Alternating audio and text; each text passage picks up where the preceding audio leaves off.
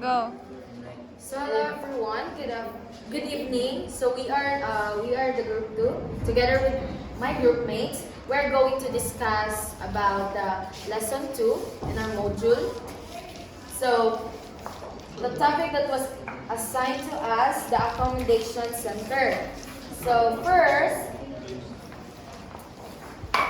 types of accommodation. So sa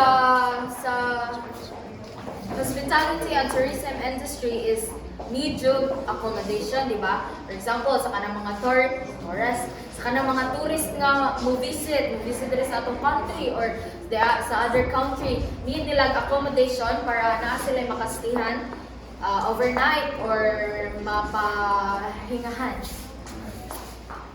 So types of accommodation, we have hotels, motels, or motor hotels, resort hotels, pensions, corridors, condominium hotels, campgrounds, bed and breakfast, tourist inn, apartments, hotels, or uppertels, health spas, private homes, time sharings, and hostels. So, dagan-dagan dyan siya, no? So, brace yourself kay murag roller coaster journey tayo. So, first is hotel. Hotel provide accommodation, meals, and refreshments for those who may reserve their accommodation in advance but need to do so. In broad terms, they provide facilities that meet the needs of the modern travelers. They portray an image of efficiency and service. So hotels na define na diri sa ilang definition.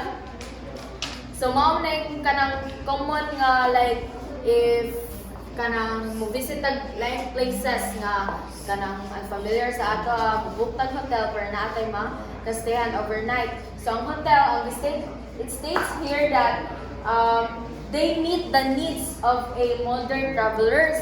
So kung unsa to mga kailangan sa usa ka tourist or sa mga travelers is kuana na siya sa hotel. Next is motels or motor hotels. So, from the word itself, motor hotels provide bedrooms, bath, and parking to motorists. Rooms are usually accessible from the parking lot. They are usually near the highway. So, kani siya is, kanang, doon siya sa highway. Let's just say, kanang kilin siya sa highway, then kanang nari parking lot na accessible. For example, sa kanang mga riders, nga mga rides pa, like, around the kuan, ituyok nila ang lugar. So, kanang accessible ni sila sa mga that kind of travelers kay na sila yung mga vehicles pwede makaparking na sila dali. Next is resort hotels. Resort hotel, a large luxury lodging facility that offers a variety of amenities and activities for guests. Resort hotels are often located near popular vacation destinations such as beaches, spas, or sky parks. So, kaning resort hotels, naka-different lang niya sa hotels is kani siya, na siya i-provide nga like swimming pools pa ron, like dagat, nga pwede makaliguan sa mga customers nila or sa mga tourists nga nag-book ato lang ang hotel. So, makita niyo sa picture, di ba? So, wala siya na hotel. Yung kani siya kay kanang pool nga gi-provide sa kanang hotel. So, matawag na siya resort hotel. Next is pension. Are private or family-operated tourist accommodations similar to boarding houses or guest houses. They offer food and lodging to tourists and are well known for their informal family atmosphere. Provide a room, bath, and party. Kani siya is kuan po ni siya napil na siya sa types of accommodation kay kanang for example your family and kanang nagplano mo nga mo travel niya din yung accommodation ma-stayhan para makatuba mo or something like that. Then, kani siya nga type sa accommodation kay needed pa ni siya kay kanang maghatagan man mo kanang time as a family kay nakastay direct informal family atmosphere. So, they also offer food and They also offer food, lodging to tourists. So, mga na siya, pension. Paradors are old convents, monasteries, castles, or fortresses converted into hotels by the government and operated by a national tourism office. First-class paradors are found in Spain and Ireland. They are generally priced reasonably with full meals planned. They appeal to tourists who would like to experience the romances and ambience of the past in the 15th century Augustinian monastery or 19th century mansion. So kani siya paradors is mao ni siya katong mga old convents, monastery or castles nga in short mao ni siya katong mga karaan ni jud lang kanang mga dagkong establishment bayan ng convents, monasteries, castles nga na kanang giturn sa government into a type of accommodation para kani siya ka type sa accommodation is para na siya atong mga travelers or mga tourists nga ganahan ka kanang ang ambience is kanang feel like naa sila sa sinauna nga era like kanang 19th century nga era ang ambience nila nga gusto kay tungod na sad sa struktura sa building but also sa kuansan atmosphere. And the vibe na mag-give ani nga accommodation. Next is condominium. So, it's an apartment or individual dwelling unit owned by an individual, but the management and services, such as maintenance and security, are handled by an independent company. The company often contracts to rent the condominium when it is not being used by the owner. Each owner can sell his or her unit independently of the other owners. So, kani siya condominium, ang kanang lain ang tag-iya, but if kanang namoy contract nga signan, mahog na sad nga murag ikay second owner. Mura ra sa ni siya kanang is apartment. So mao to siya. Mura kag mahog nga second owner ka pero na jud ni siya kanang own jud ni siya sa like ang maintenance ani niya kay own jud ni siya sa company gyud, independent company. So next is campgrounds. Appeal mostly to families who travels in recreational vehicles. So kani siya is so kamo kay magsige man jud mo Facebook mga ana so daghan mo makita nga mga minivans nga giturn ito kaya mura na nila like balay para dali ra lang if samot if kanang they like to travel or they like adventures gamit ni siya. Mas especially sa family kay kanang daghan magbasod ani niya and more siya typical nga sakyanan nga murag himo ag balay-balay naay mga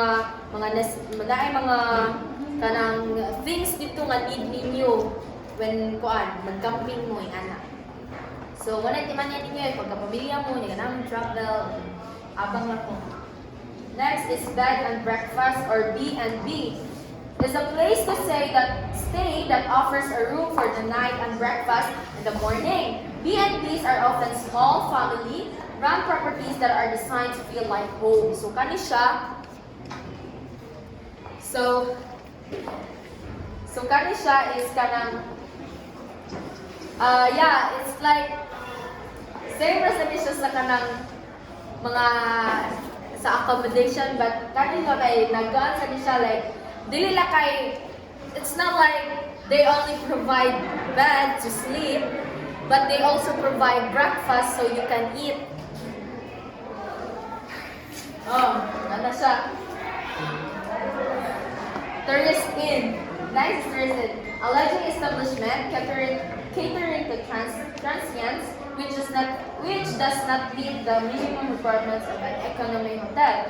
So this type of accommodation is, let's just say if wala na dyan, like fully booked, for example, peak hours, then mostly hotels or other accommodations is kanang ma-fully booked dyan siya because peak hours niya. So let's just say kani ang madali-dali sa mga tourists. Tourist in. It states here that this does not meet the minimum requirements of an economy hotel. So dili jud ni siya kaingon nga matawag na hotel. But still, you can use this so you can have accommodation. Next, apartments. Are hotels or apartments, buildings, or edifices containing several independent, unfurnished, or semi-furnished apartments that are regularly leased to tourists and travelers for dwelling on a more or less long-term basis and offering basic services to its tenants similar to hotels. So this type of accommodation, it's like hotel, but not literally. They have the same pareha sila kuan kay ang kaning apartments magod they only give mga basic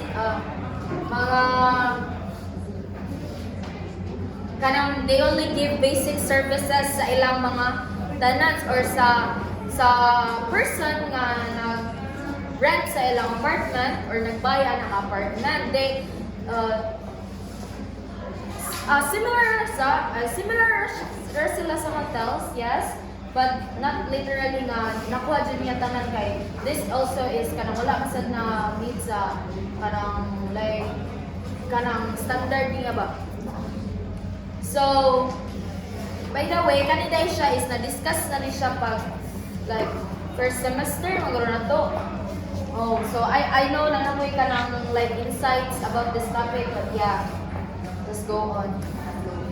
So health spas are hostels and resorts which cater to individuals who go to spas or mineral springs for weight reduction or medical treatment. This type of accommodation is if you want to relax or you are stressed and you want to relax, is you can go here, health spas. They offer like massage, facial, chuchu, na surely makarelax sa imong body if you feel tired or stressed. That they also for weight reduction or medical treatment. So dili na kani siya pwede pagwapa, pwede sa siya makakuan when it comes sa imong kalusugan. Yeah, maka-reduce siya weight. Private homes provide lodging to tourists when accommodations are not available during hours. Kani siya is small, so it's siya sa kundingon ganina, tourist in, private, naka-different siya lang niya. Murag balay siya, literal na balay. So provide lodging to tourists when accommodations are not available during peak periods. So wala ko yun. During peak periods, like mostly, most of the hotels ma-fully booked na siya, like peak hours na nila or peak period na nila. So if kuan ka na ang i-book sa kanang mga tourists or mga travelers na like they don't have a choice na, but worry na kay mag-give man sad mo ani ka ng privacy nga need jud sa usa ka travelers or usa ka tourists. Next is time sharing. A timeshare hotel is a vacation property that multiple people own and use together. So this one is nice ni siya nga types of accommodation, okay? Whenever you and your friends decided to hang out, so you just gonna mangita mo ani nga kuan types of accommodation kay kanang hotels is a vacation property that multiple people own and use together. So although gagamit mo dungan,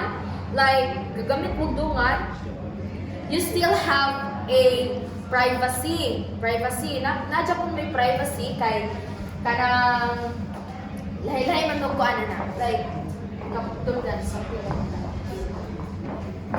So hostels provided, I think this is the last, yeah.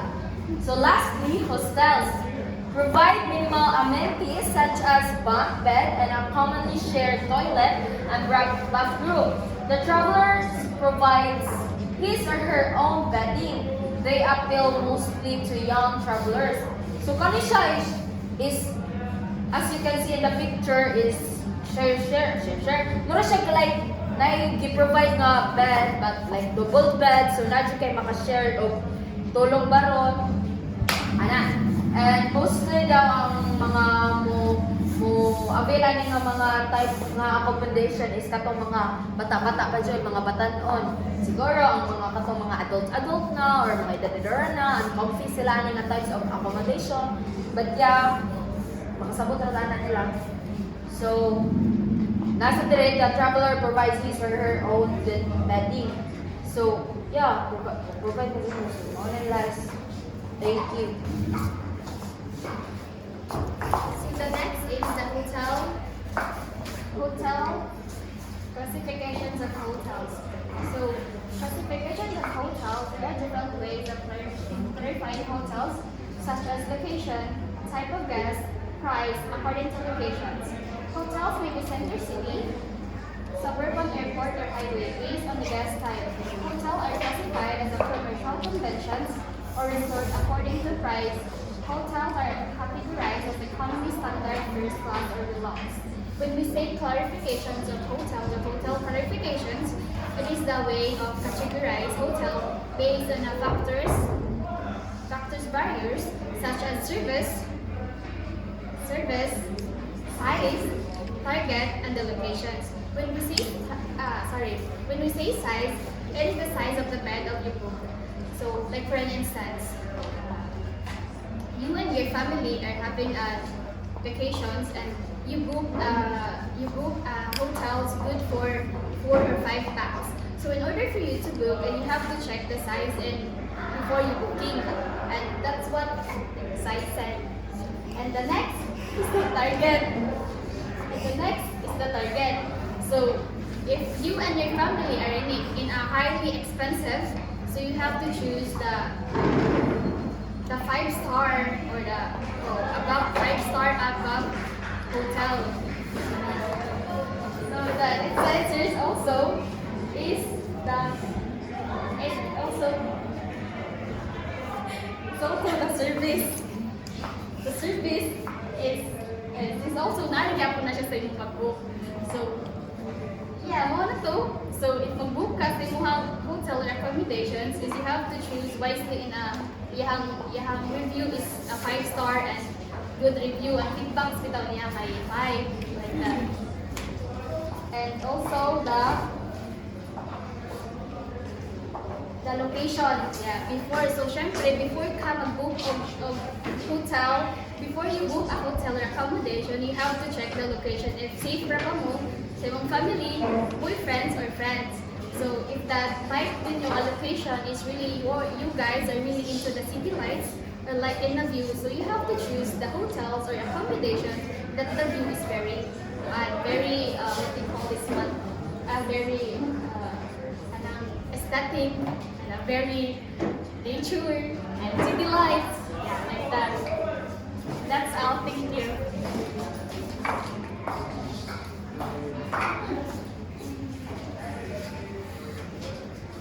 Rating system.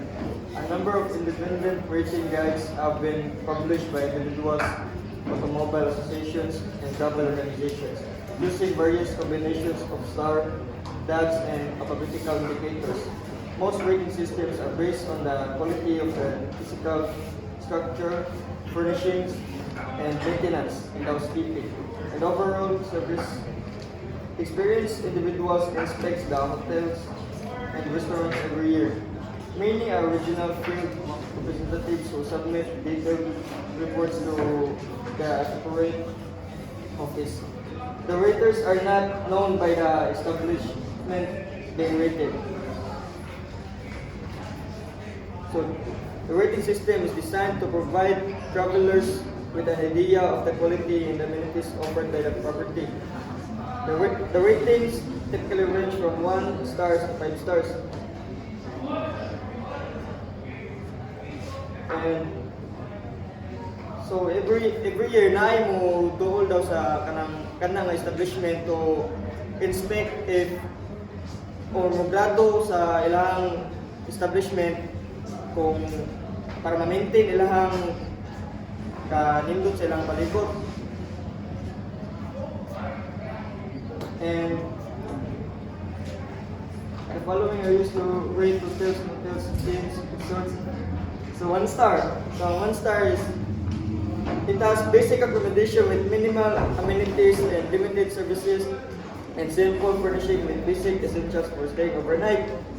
And 2 star rating, moderate accommodation with basic comfort may include more services such as continental breakfast and daily cleaning or front desk. And 3 star rating, it has a mid-range accommodation offering more comfort and convenience and more services and amenities, and better room with better furnishings and decor. And 4 star rating has high quality accommodation offering a higher level of luxury and comfort, extensive services such as 24 hours room service and concert services and fine dining. And 5 star rating is luxury accommodations with exceptional services and amenities, personalized services such as butlers, exclusive concierge, and top-tier dining with high-end facilities including spas and fine dining and gourmet rooms and luxurious decor.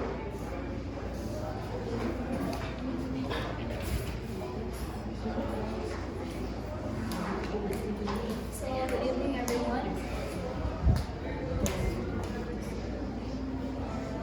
So, urbanization of the lodging industry. Hotel organization can be large and complex.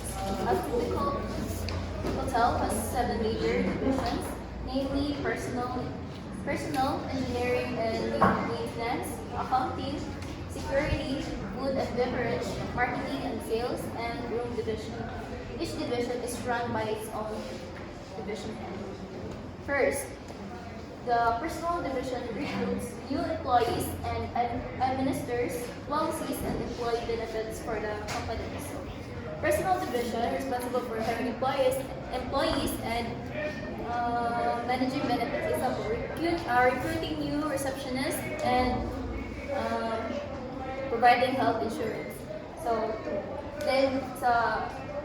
The engineering and maintenance division makes the necessary repairs and implements the hotel's energy management programs. It ensures the hotel's facilities are functioning properly. Repairing air-conditioned units and maintaining elevators. The third one is the accounting division. Handles the financial activities of the operation, which include payment of bills, sending out statements, payroll, and filing monthly income statements.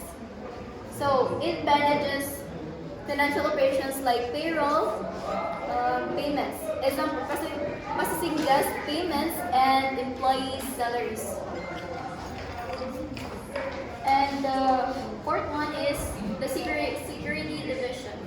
It provides protection for both employees and guests. It is keep guests safe and staff safe. It is monitoring CCTVs and cameras and handling CCTV cameras and handling emergencies. So the fifth one is the food and beverage division. It's responsible for the food and beverages that are served. It oversees the dining services, example, managing the hotel, restaurant, and the home services.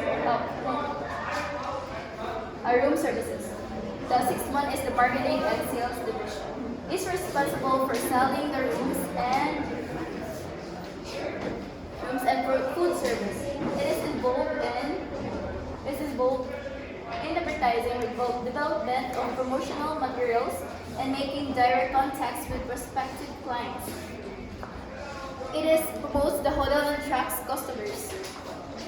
Running advertisements and offering discounts. The last one is the room division is responsible for the front desk, telephone reservations, and housekeeping department. So it will handle guest services and room management, checking in guest handle reservations and housekeeping. Thank you.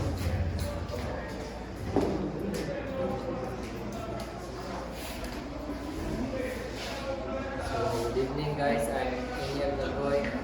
We'll be talking about room rates. So room rates is a price of hotel per night or per day. So room rate, the maximum rate that hotels charge for a room normally depends on the number of people occupying it. These rates are called rack rates. These are posted on the inside of the entrance door of each guest room. The rack rate is not always the rate that is paid for a room. Hotels like airlines have system of discounted price. So, nanagari guys, ang rack rate daw is kanang posted on the inside of entrance. So, ang rack rate is maka-discount ka and lahat mo nang negotiable mo na siya. So the revenue that is not obtained for a guest room is gone and cannot be recovered. Thus, hotels offer discounted rates to special classes of people to encourage them to stay in the hotel. So, ang mga revenue daw, or ang total income nila na wala nila makuha is dili na mabawi. So, ang gibuhat nila kay nag-offer sila og discounted rates to special class para ma-encourage sila ang mga tao nga mo stay ng room. So, that's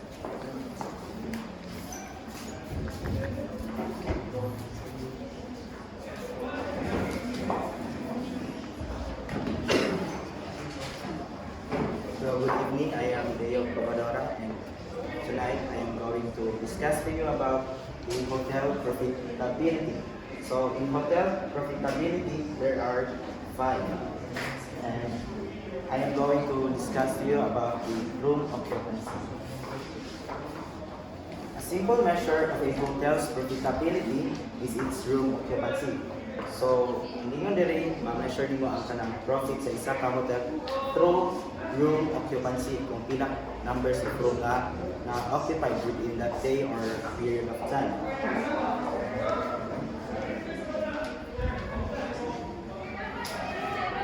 It is obtained by dividing the number of rooms occupied by guests on any night by the number of rooms in the hotel, and by multiplying the result by 100 to determine the occupancy on a percentage basis.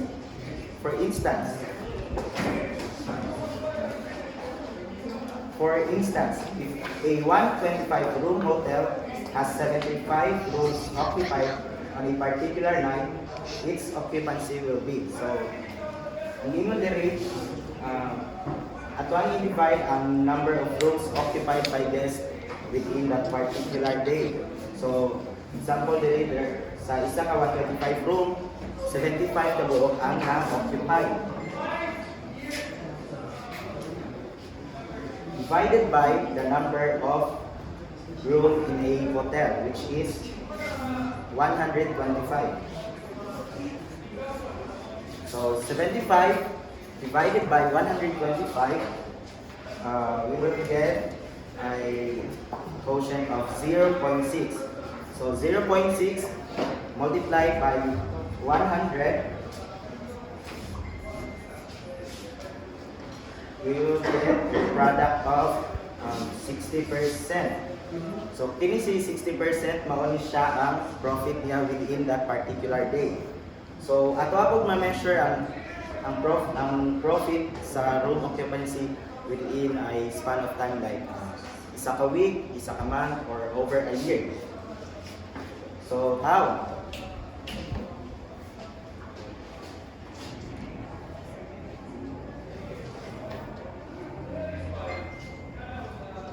So, occupancy can also be determined for a week, a month, or a year, or any other period of time.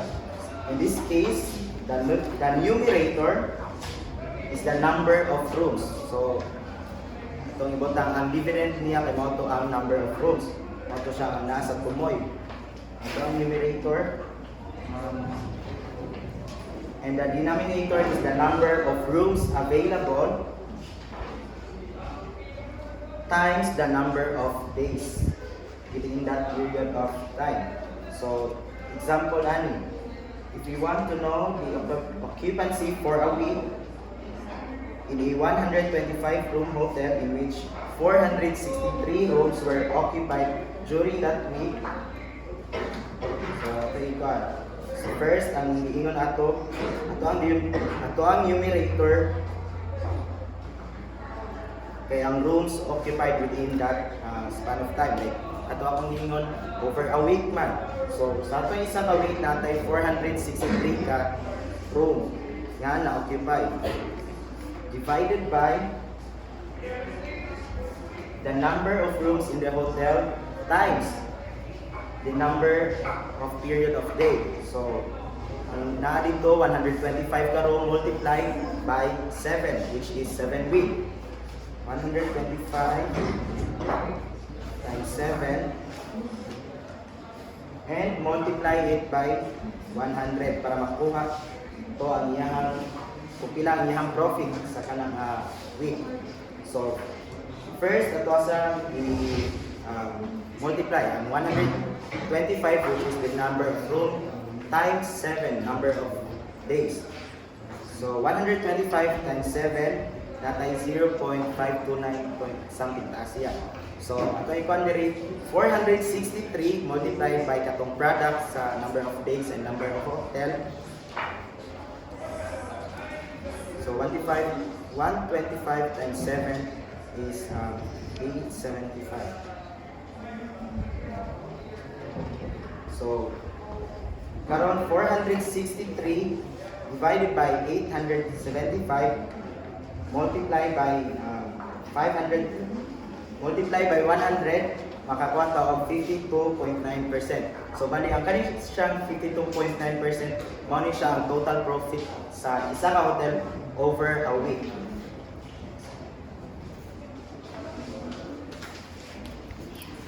So next, I am Janda Ansho. So next is global occupancy rule. Occupancy percentage is not usually the best measure of marketing success for a hotel because it does not show whether the revenue is being maximized, whether a room is occupied by one person or by two persons.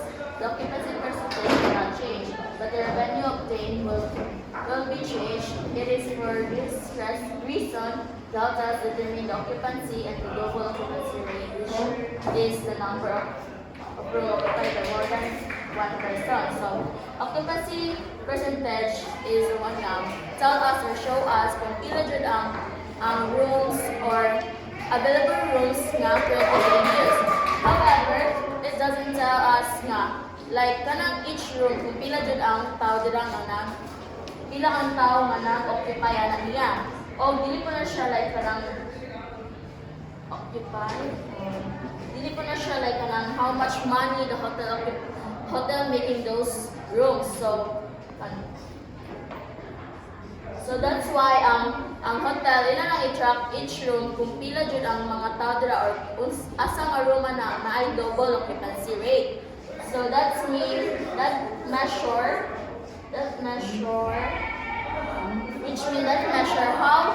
how many rooms have more than one guest. This also helps the hotel to understand guest patterns and maximize revenue. For example, if 462 rooms were occupied by 713 guests during a week, the double occupancy is i-divide na sila duha, ang double occupancy 1.54. So, however, if those rooms kay mas na-occupy siya only one person, so ang total revenue niya may be lower compared sa scenario kung ang isa ka room kay nag-occupy siya of more than one person, so not possible na muhay ilahang revenue.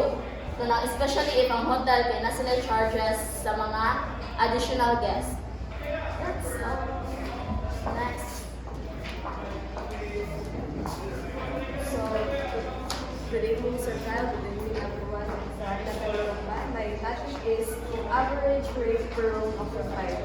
So, average rate per occupied room is a key performance indicator to in the hospitality industry. It measures the average rate paid by the guest and by the number of occupied room. So, kanang siya formula, i-divide na ni ang kanang total room revenue and the occupied room and the numbers of occupied rooms. So, for example, if a hotel had 463 rooms occupied during a week, our room revenue is $37,640 divided to 463 is equals to $81.30. So, usaw siya pagkuha kay ang total room revenue kay divided din mo sa numbers of occupied rooms. Another example is $10,000. Ang total revenue nimo is $10,000 divided to occupied room is 100, so equals to $100. Sa average rate per room occupied.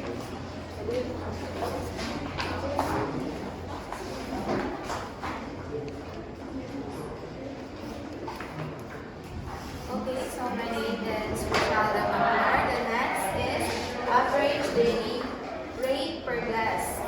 So, importante rin siya sa hotel and accommodation para ma-inform or ma-aware sila if napaba sila yung changes or mas ma-develop sila ang hotel and accommodation. Another usage statistic is the average daily rate per guest. This, for them to, in order for them to know the average daily rate per guest is they will divide the total room revenue for a period for a day by the total guests for the by the total guests sa nga ni-accommodate ana a day. So for instance, na ay 65,520 nga room revenue sa usa ka adlaw divided by the total of guests na ni-accommodate during that period is 1,050. And the total is 62.40. So the total the total average daily rate per guest sa usa ka adlaw is 62.40. That's all. Good evening, Sir Carl. I am Mawaz Sinagaba, and I'll be talking about average length of stay. So, average length of stay to maximize revenue and increase room occupancy. Hotels try to increase the length of stay of customers through advertising and other marketing methods. If customers can be motivated to stay an extra day or two, this will mean more revenue for the hotel. So, which means it refers to the average number of days a guest stays in a hotel. So, if the hotel wants to know how long their guests staying on average, they will calculate this and they will add up the total number of nights that all guests stayed and divide it by the total number of guests. So, for example, total of nights is 2,500, then ang guest is 500, then ilan ay divide, so equals to 5 nights, which is mo na ang average length of stay. So, some hotels kay ganahan sila mo increase ang ilahang average length of stay. So, ma-offer sila o mga advertising like ma-offer sila special promotions or discounts to guests who stay for longer periods. That's all. Thank you. So that will be all. Thank you.